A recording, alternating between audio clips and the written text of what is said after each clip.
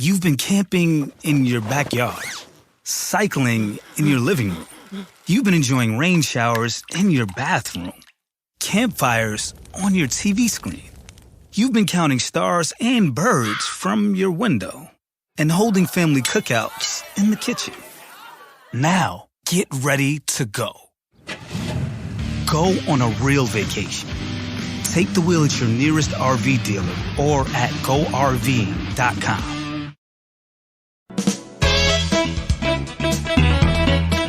Welcome to Audio Gyan with Kedar Nimkar, a podcast that documents insightful conversations with Indian designers, artists, musicians, writers, thinkers, and creatives of all types. Catch us on iTunes or visit audiogyan.com for more Gyan sessions. Here's your host, Kedar Nimkar. In Hindu mythology, there was a demon called Raktabija who fought with Shumba and Nishumbha against goddess Parvati and goddess Kali. Raktabija had a boon that wherever a drop of his blood fell on the ground, a duplicate Raktabija would be born at that spot. If this story has to be told in today's context, I would loosely draw a parallel like this. Every action of humans have landed us in some new problems. This has been especially seen in the design world.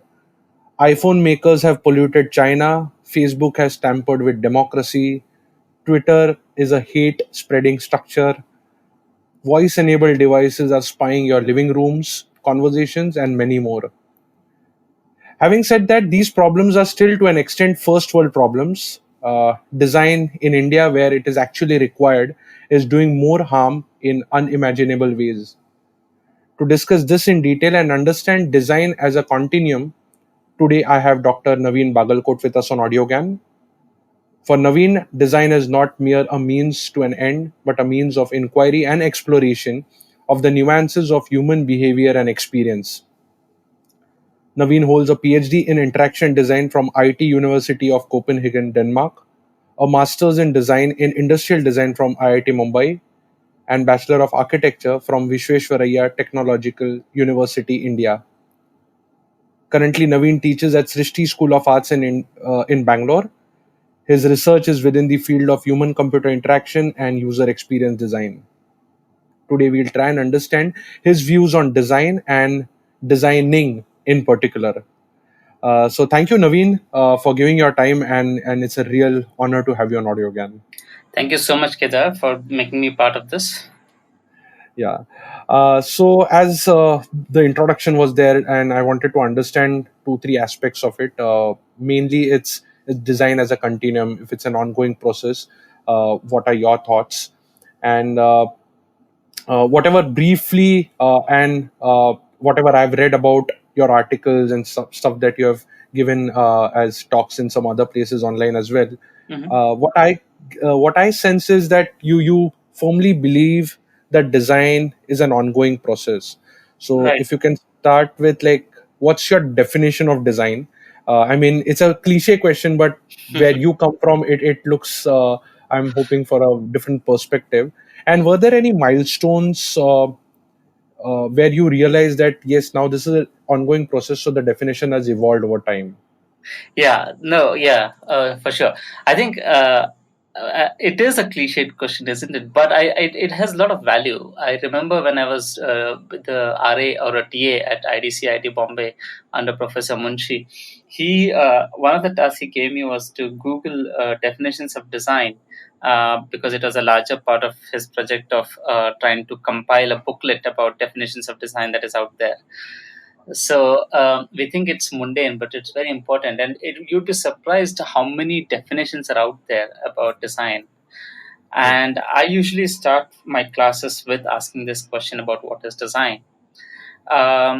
To be very honest, when I was in architecture, I think I thought about design as something that is conceptually strong, that is related to space making, that is sort of this notion of a whole Rourke notion of architect and design as something that is pure, something that is powerful, but led by one person. Then kind of IDC mellowed me down, and the notion of design as something as a creative problem solving started to get crystallized in my practice and in my mind, that design is an approach of creative problem solving. There are other approaches like engineering, but design has its own way of solving and approaching and solving problems, which is design is very good at working with both the problem space, so to speak, as well as the solution space. By that, what I mean is we designers are not necessarily have to define the problem in such specificity that the solution is very obvious. Which is what, for example, Herbert Simon talks about in his book, The Sciences of Artificial. That's how it defines design, which is kind of, you can see it working in the engineering world of design, where the problem is very well specified. But design as such is, it works with what is known as wicked problems or ill-defined problems, problem space that are not begin to define. And design starts to define this by proposing solutions, by working with solutions or ideas, and proposition. So the focus is proposing alternatives. But when I came, and this is something that got crystallized when I was doing my PhD, because it gave me an opportunity to understand deeper about design and what is design, what is so unique about design as an approach to life. Especially as an approach to produce some new knowledge. So this became clear to me. But as I came out of the academic sort of the world of PhD and came back to India, I started working with Shrishti Labs, which was part of Shrishti School back then. And the lab was oriented, the main focus of the lab was to kind of consult with organizations, corporates mostly, to do front-end design sort of work. I didn't necessarily work on any corporate project. My agenda was to get in more research grants in and get more research projects in, which didn't really happen for various reasons. But I started working with a lot of not-for-profits, or a couple of not-for-profits, because they, when not-for-profits come to design, they usually come with, hey, we are doing so much of work, but we don't have any abilities to communicate what we're doing. Can you help us with designing communication materials like posters, videos, etc.? So, and this is for me was sort of a milestone. So one organization that I started working with was Maya Health, and they're based out of Bangalore, and they work with women. They train women in Chenpatna and now also in Ramnagara to be sort of community health workers, but in a micro entrepreneurial manner. So they enable these women to be also sort of entrepreneurs in the way that they offer these healthcare services to the community and earn a sort of living. Right now, the women are earning about 3,000 to 5,000 rupees per month by offering nutritional help, counseling, help with weight management, and data management for people with diabetes and hypertension in the communities. So I started. So they initially came for me to help them with designing communication materials for the health workers. They call them as health navigators, so that they can convince the neighborhood community to take their services. But multiple discussions with them, what came to me, and with Alex, who heads My Health, it became clear that maybe what would be interesting and what would be more relevant is if the health workers, because they are being framed and they are being imagined and trained as health, micro entrepreneurs, they may need also some abilities of design thinking. Which is then ties back to a couple of projects that I was tangentially be a part of in my PhD, during my PhD with the Danish Design School. And there's a group, Professor Thomas Bender and Eva Brandt, they lead a group called as Design Anthropology, and they do a lot of participatory co-design. And this particular project was with the City Municipal Corporation of Copenhagen and the waste collectors. And the project was basically about how do we enable the waste collectors across their hierarchy and the neighborhoods to continue to be innovative after the design project. So it's not that designers come in, they see the problem, and they suggest solutions, and it is implemented. But it is about enabling a platform for the waste collectors and the people of the neighborhood and the communities to continuously innovate about their waste and how they better manage their waste. So the design output was, I mean, the design process was to facilitate more interactions and to kind of enable people to come together and literally imagine alternative possibilities, and design an output which came out as a toolkit, so that this will continue over time. This was very inspirational for me. So then I tried to look at it in the context of Chenpatna. We did a project with about 14 health workers and 6 of my students, and we started looking at it as a process where we all, as a group, we will go through like a need framing to concept development, kind of a process of design, uh, and and then learn how to do design, how to think about through design, and how to propose alternatives as a group. So it was literally my studio in the field, and no design activity happened back in the college.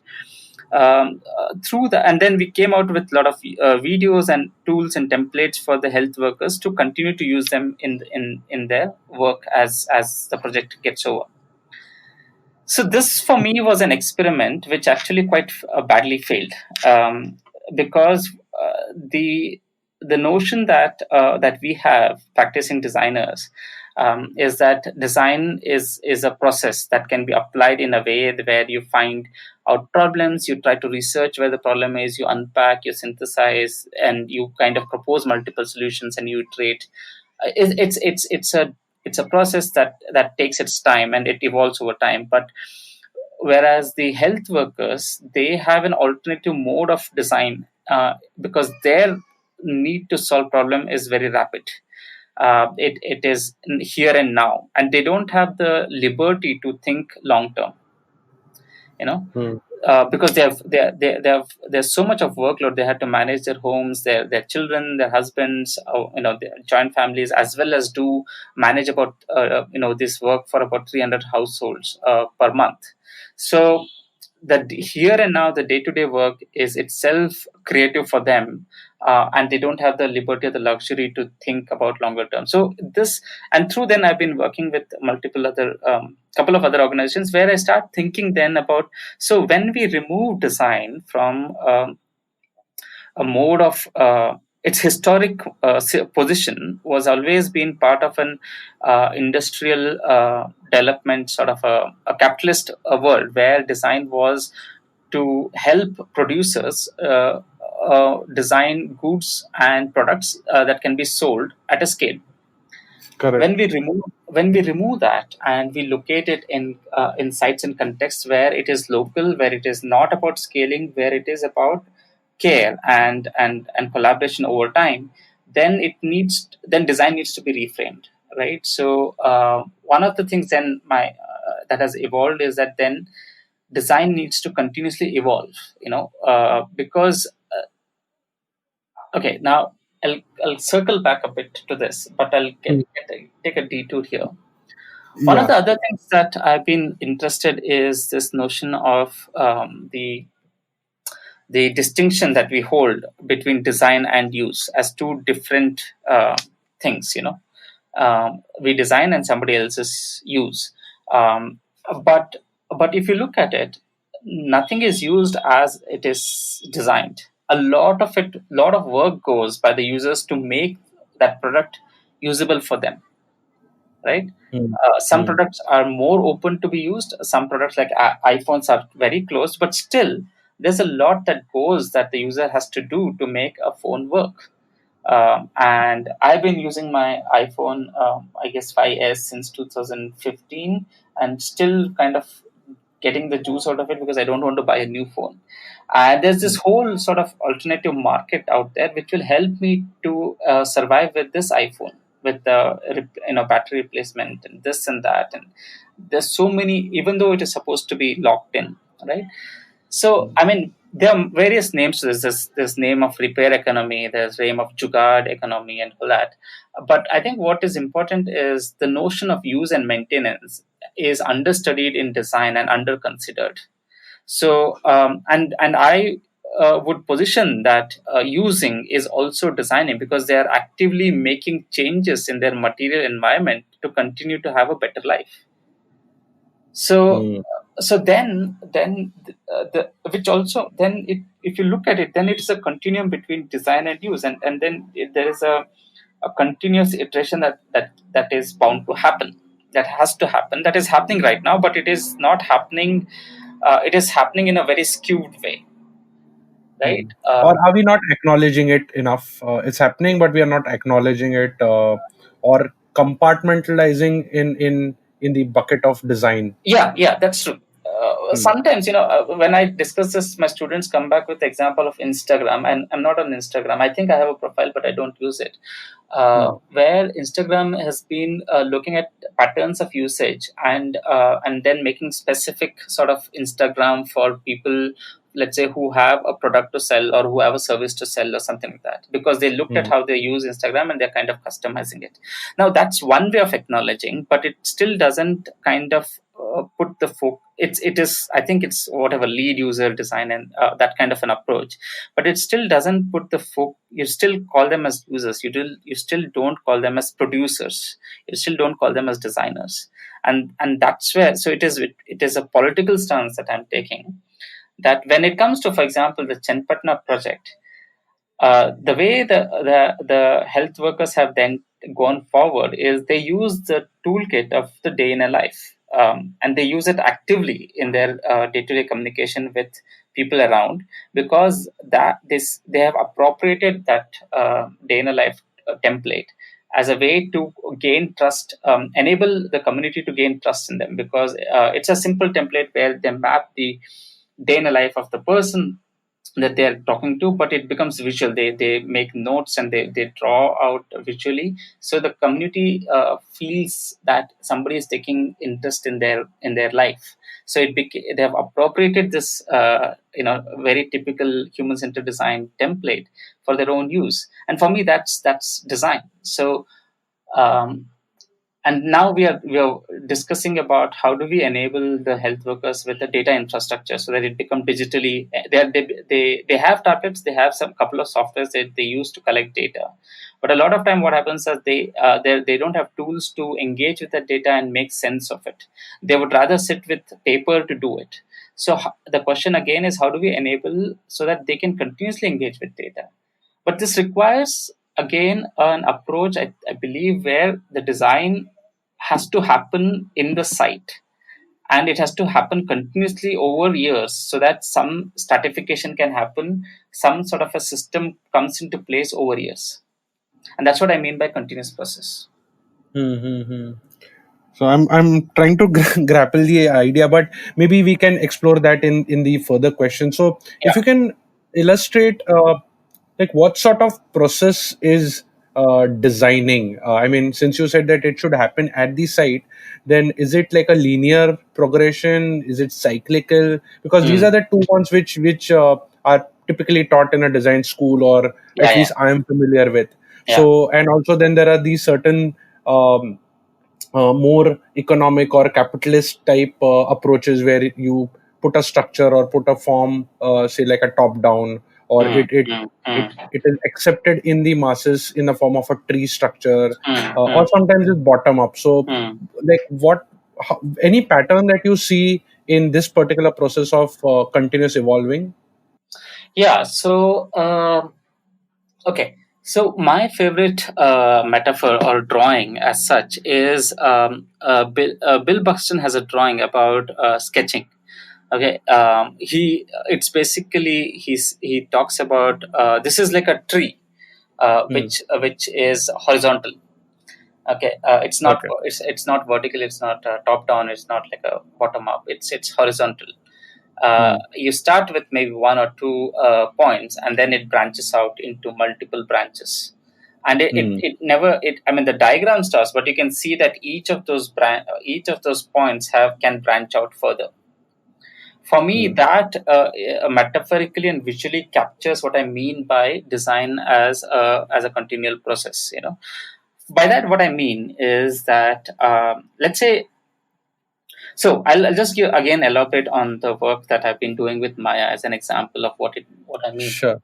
So, and I'll try to compare it with a more traditional design approach. So a traditional design approach, and this is, of course, I'm kind of painting a broad brush, but broadly, if let's say if Maya comes to me as I'm a designer or design educator, consulting, whatever, and they ask me to do communication material design, but we go out and then we realize that what is more important is to equip the health workers with these abilities or give them some training in design thinking. And I do it, and I produce the template, a toolkit, and that's about it. Right? That completes a project that is well quantified, and deliverables are driven, and it is well packaged. But fortunately, my relationship with Maya has never been about a client relationship. It's not that they paid me or anything. It's a joint sort of collaboration that we have been exploring. And because of that, I believe that our relationship didn't stop there. Over the years, Maya has given me opportunities to take my students to learn in the field of what it means to do design in the field, what healthcare is, to get a glimpse of how healthcare is being sort of changed at the grassroots level. And for Maya, it has been, my design students have been bringing in new design ideas, new ways of doing participatory engagement with communities. One of my students actually did a final project with them where he through participatory design helped them imagine and produce new services for preventive healthcare that they still kind of continue. A couple of other students then over time did a summer internship with them where they made information and communication materials for malnutrition, which in some form the health workers are using it to engage with the communities and the neighborhoods. In return, Maya has been my go-to partner if I'm getting a grant to do, for example, some sort of a research-based project. For example, we just over last year and a half, we completed a research project funded by the MRC, Medical Research Council of UK, to look at what are the ways in which pregnancy care happens in households, and what is the experiences of pregnant women with the care infrastructure. And this again was Maya. When we discussed this, they said they will be very interested to be part of this because they may think of offering some services for pregnancy care. Their health workers may get more interest in this. So we then actually core part of the project was also enabling health workers to do research in the way that is counted as research. Not that they don't do research, but in terms of capability internationally, what is research? How do you go about do qualitative interviews, do participatory sessions, look at the data and use it? So these are some of the kind of capabilities that also where we attempted to transfer it to some of them. So it was an attempt to do that is evolving is a sort of a more sort of participatory or rather a collaborative approach where we are not sure where the problem is coming from. It is not defined, but we together define, and as and when problems come, we see what we can do given our resources.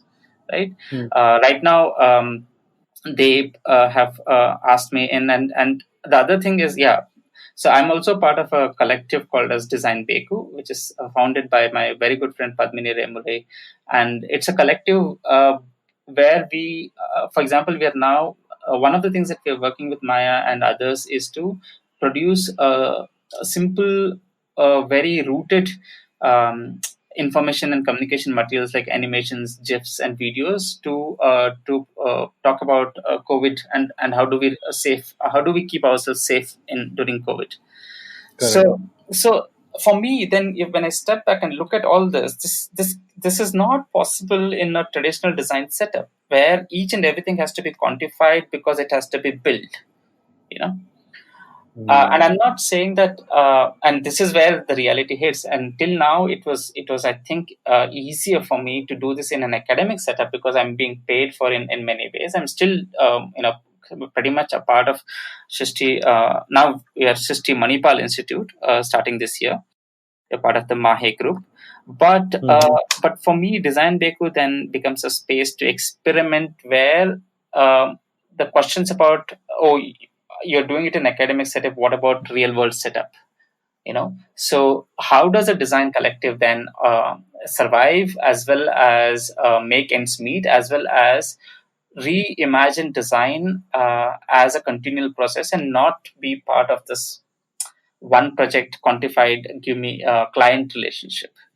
That's an Mhm. ongoing experiment, but I'm just kind of saying that I'm excited to take these things forward now, and move them beyond the quote unquote ivory tower academic spaces to more real world design setups.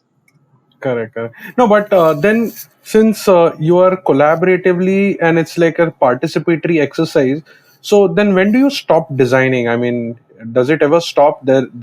Or are there any milestones which you decide after which you are confident that you have solved a particular problem? Or I want to just understand how does Huh. that work? So, no, that's a very good question because it comes back to responsibility, right? So, if, for example, now the trickiest bit to figure out is a designer, when they design something, they ought to take responsibility for that design. But when we are Correct. doing this kind of a process, where does the responsibility lie? Right. So my Hmm. answer to that has been that when we have three different sort of people working on something together, the responsibility is kind of transferred to people who own it, which will be people who will be working with it over time. And the designer here, then, I'm putting designer not as a singular figure, but as a set of people, right? As a set of people who come in, who may come in and go, but there's a continuity of design that happens. It could also be Hmm. people in the location. It need not be somebody trained in design, but there is always a set of people who will take the responsibility of designing, and that is what we have to set up, and that I call as infrastructuring. So it's about creating an infrastructure for design to happen over time, irrespective of if there's a trained designer or not. In fact, sometimes there need not be a trained designer. So Hmm. then for then if within so then the notion of what is a milestone and how do we chunk it can be held within that small space. So for example, if we can imagine that, like let's say there are about 35 health workers in Chenpatna and about 40 health workers in Ramnagara, and let's say each of these health workers have one design cell where three or four of them work also as designers for those 35, and then one more design cell there, and they are somehow connected. So there, then the idea is that they chunk it into smaller projects. It's not it, then it becomes a sort of a social and a technical infrastructure that we enable. It's very similar to, let's say, a maker space, but a maker space is something where you just make. But here we look at maker space but also with a notion of change, that people, for example, health workers start tinkering and working with their own communities to see how they can bring about more positive change. Hmm. It's quite interesting. I think I have little bit of more context because I've seen a couple of videos online. Maybe like the listeners can just poke around certain more articles which you have published and then come back to this. But then on that note, I want to ask, like, then in this process, I'm sure there must be some sort of a negative side to it as well, because it's a very lengthier process, or there's too much commitment, or the infrastructure may or may not necessarily have that sort of a documentation, so that a new in a traditional way a new designer enters and has to understand a lot of context, right? Yeah, yeah. So like I would like to just quote Thomas Sowell's, like he obviously the economist and a political writer, but he mentioned that there are no solutions, there are only trade-offs. To which I've been like living for a very long time, and Right. just trying to see how much less trade-offs, or how less the impact can be in terms of the negative side. So in this process, as a continuum, what are the few parameters on based on which you decide to live with those trade-offs? So Which one in one case, which I found out that maybe documentation could be missing, or yeah, the learning curve for a new entrant would be slightly bigger. yeah. So yeah, so So for me, the trade-offs as such have is more in from the design trained, quote unquote trained design side. As you rightly mentioned, there's hardly space for documentation. There's always room. Everybody then has to immerse themselves in the field, which I mean, with the context of Maya, I've been trying to solve it by I can demand students to document it as part of their assignment, and those are being helpful. But yes, definitely there needs to be a structure to this, and as part of infrastructuring, there needs to be some sort of a clear process in ways that this is rightly documented, so that people can come in and go as such. And this is something that Akshay Rumta, he is another friend, and who has another collective in Mumbai called as Ooli Labs, OOLI Labs. He has done pretty good of doing this kind of documentation and transferability, and he talks about it as scaling out and not scaling up. He has a very interesting idea about scale in social sector. But I think the larger kind of trade-off or challenges rather would be from the impact side. What I mean by mhm, that is that there is definitely a lot of value in this kind of approach at the field, and it is the value is immediate. You can see it within 6 months. You can see that the way that you worked with health workers and what they have produced is valuable to them because they have produced it. They believe in it and they will take it forward. And you kind of weave in and out if they need mentoring, and then you have your students going there, and you can see the value they bring, and both. So the learning is also for the students, and there's value to the community too, and that's why it goes back and forth. But the challenge to this is when it comes to because there is no economic model right now that enables to sustain this. If you look at research funding doesn't. There's no framework right now that can fund research that looks at researching into this mode of designing, this kind of participatory infrastructuring mode, so that we can generate more experimental platforms like this. There are existing such funding in Europe, for example, but not in India. mm, If you look at so research is mostly go out there, get data, and publish it, kind of a research funding. So we have to appropriate it into our own ways. We do that, but we use that fund to then continue to work with this in such case. And now if you look at implementation will always come with say, hey, where is your scaling? How do you scale it? We can't give you money to only impact 35 women here and 45 women there. That is too small for us. We have to look at big numbers. So, and then again, if you want to take it to the startup, it's the same sort of idea, the language. So the challenges then is about the biggest trade-off is then you'll have to survive and figure out ways to survive within these existing funding and economic models to sustain yourself. And that mm. may come at huge costs, as we say, because it is then becomes a very idealized pathway, and there is a lot of trade-offs that you have to do in order to survive, sustain, and grow. So Correct, correct. Yeah, yeah. So, in fact, that answers my question, which is the next one. Then, is this idea of designing scalable in the consumeristic, or should I say, like a commoditized capitalist world? So, I think it's clearly no, right? no, it's not. It's not. But Yeah, I yeah. but actually, I would just like to add that increasingly the ideas of a collective and a network is something that is being very appealing towards this. So I would like to bring about two things. So one is there's a social design justice network started by somebody in MIT, in Massachusetts Institute of Technology, and that's a brilliant approach. And with Design Because we are member of that network. And then there is my own colleague Shreyas with Shrishti and also with Design Beku.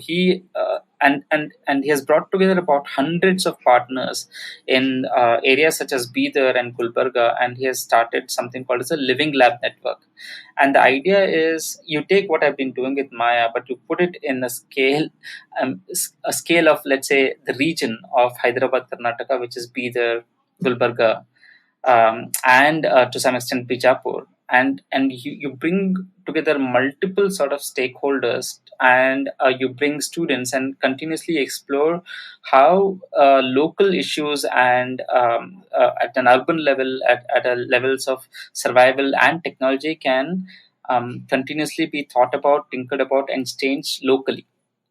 So again, so there are alternative approaches that are happening all around us at which, but they're not really considered into the design world as we speak. So we need to bring forward these and look at these alternatives as well to see that how do we survive and sustain. Mm-hmm. Cool. I'm going to add definitely like the links which you mentioned in the description, Mm, and I understand that like it's such different kind of work that and the huge body of work which you have been doing so far is also tough to document in like just one episode. But just to conclude, I have two questions mhm, which will probably round this up completely. Is that then what sort of thoughts do you have about education in design? mm. I mean, is it a profession? Is it a practice? Is it a or is it something else which you're thinking about? Yeah. Mm, that's a I mean, clearly, it is definitely not. From whatever the conversation we had so far, it's clearly not a linear approach where you just produce something at the end of it, yeah, but it's an ongoing thing. yeah. So, our design education geared towards that, or is it?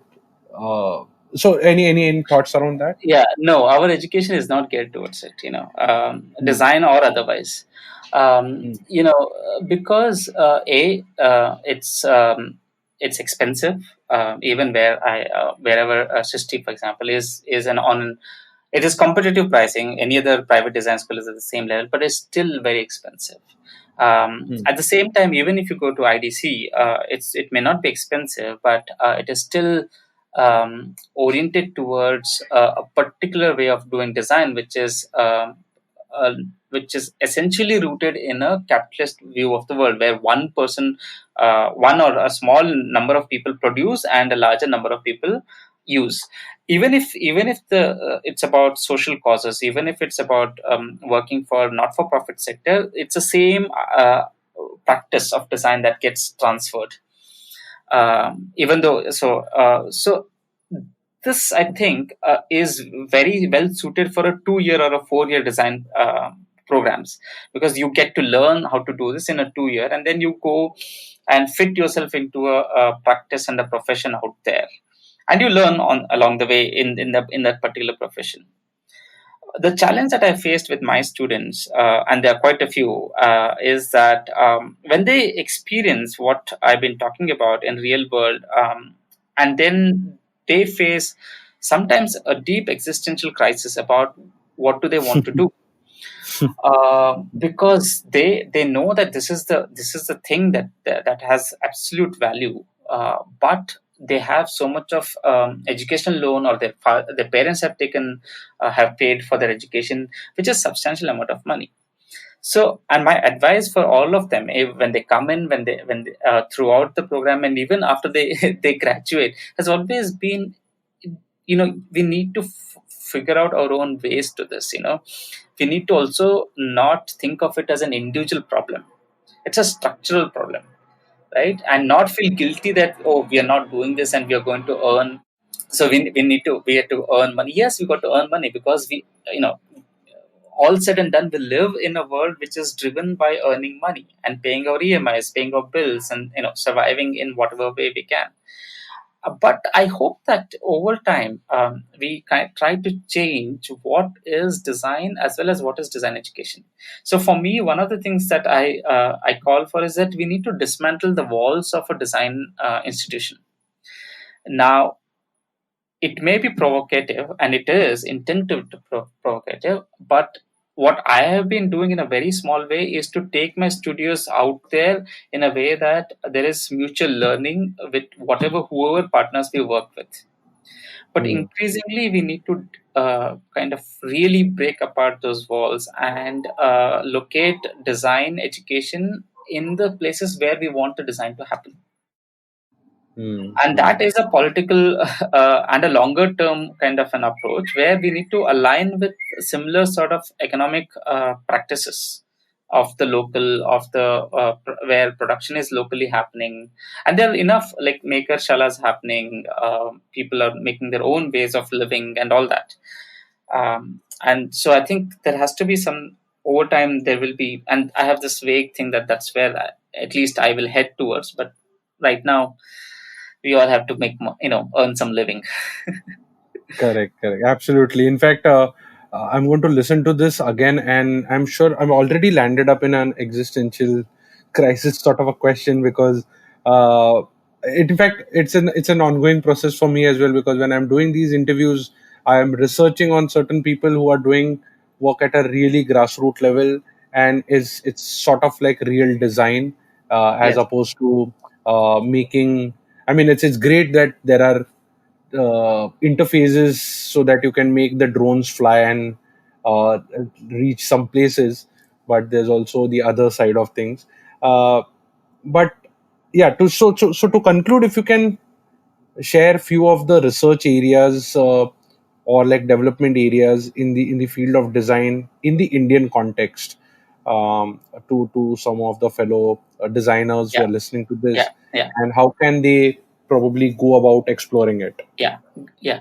I That's great question, because I just remembered that I when I made notes for this, I wanted to bring this up. But one of my inspiration has been Lakshmi Murthy. Hmm. She's a designer from NID, long time graduate, and she works with an organization called as Jatan Sansthan in Udaipur. And she just she became now Dr. Lakshmi Murthy. She finished her PhD from IIT-Bombay at the age of 63 or Wow. something like that. She's a grandmother.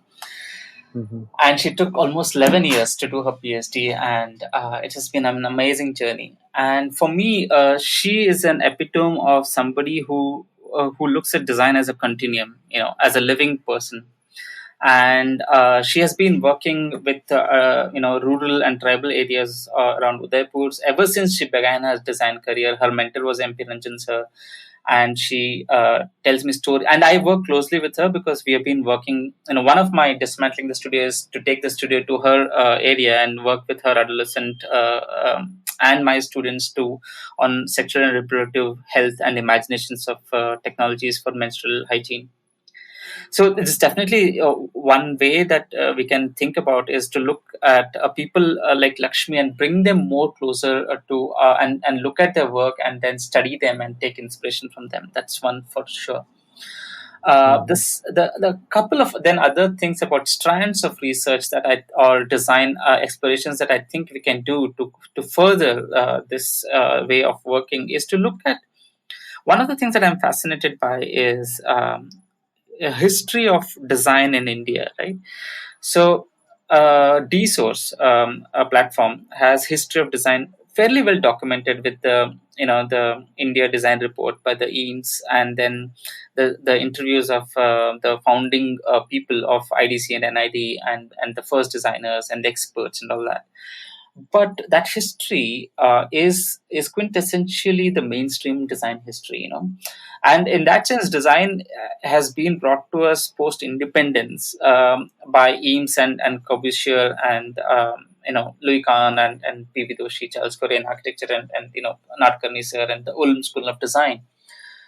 But there is so many other alternative ways of production which can be termed as design but are not termed. Maybe they're called as jugaad, that are to be studied and documented and archived for our own understanding of how they work. Because it's not just about producing artifacts, but it's to understand the particular economies in which they are produced. For example, in Bidar and elsewhere in smaller towns, we have these aluminium metal makers of buckets and simple vessels and trunks, and they are produced for the local market.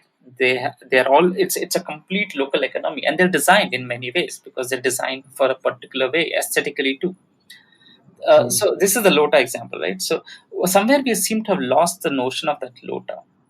There has been craft documentation, yes, but the utilitarian approaches to product making, artifact making, change making has been lost somewhere, and I think we need to explore that to understand, not just to understand how design can be a continuous process in alternative economies, so that we can really think about it. That's one kind of area that I would say I'm interested in.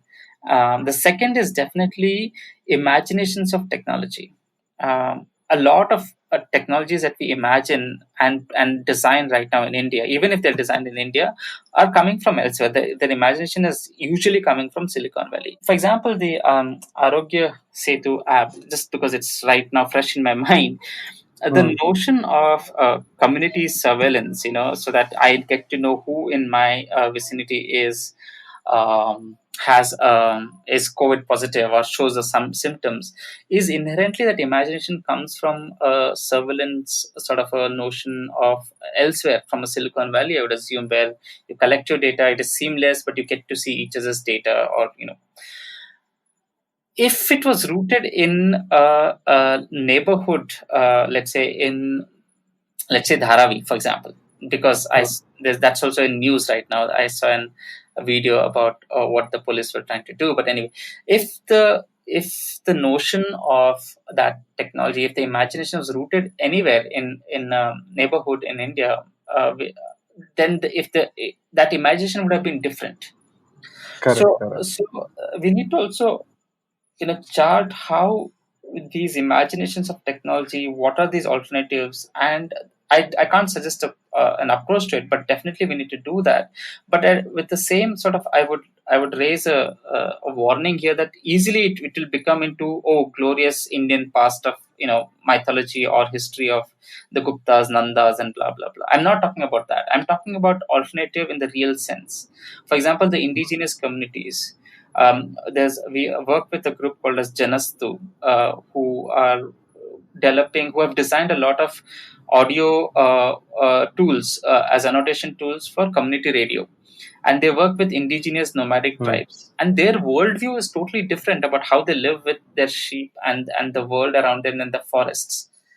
Can we root our imaginations? Can we look at imagination of human technology relationships in those which are more about living with the world around us and not against it? These are some broader thoughts which I'm excited about, which I would like to pursue as I go ahead. So I just thought these may be something we could collectively do it. Yeah, absolutely. I've taken a note of it, and I'll definitely post that in the show notes. I think, this, since we're talking about continuum and this conversation, I hope just be in the back of the mind. Officially, we can probably, on that note, we can just pause this for a moment. But it should be like an ongoing thing. Yes. Anahat nada, as we say it, Yes. just keep going on in the background. I think, thanks a lot, Naveen, for giving your time, and it was really wonderful talking to you. Lot of insights and lot of food for thought overall. Thank you, Kedar. I'm loving the project that you're doing. It's a resource, actually, a huge resource. Thank you so much for doing this. Yeah. Thank you. And that's it from today's Gyan session. Catch us on iTunes, Savan, Stitcher, or any podcasting app you use. Do rate us on iTunes and follow us on Twitter, Facebook, and Instagram. Stay tuned for more Gyan on audiogyan.com. Till then, bye. You've been camping in your backyard, cycling in your living room. You've been enjoying rain showers in your bathroom, campfires on your TV screen. You've been counting stars and birds from your window. and holding family cookouts in the kitchen. Now, get ready to go. Go on a real vacation. Take the wheel at your nearest RV dealer or at GoRV.com.